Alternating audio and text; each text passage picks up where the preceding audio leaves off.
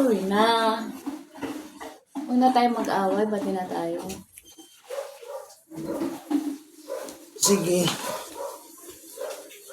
Mangako tayo sa isa't isa na hindi na tayo mag-aaway kahit kailan pa man.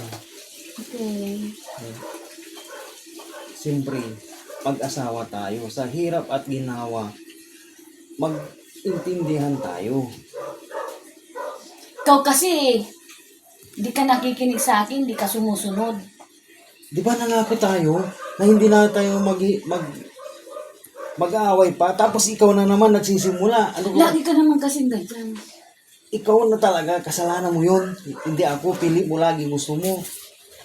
Ikaw lagi nauuna eh. Ikaw na din naman talaga ang nagsimula. Ano ba?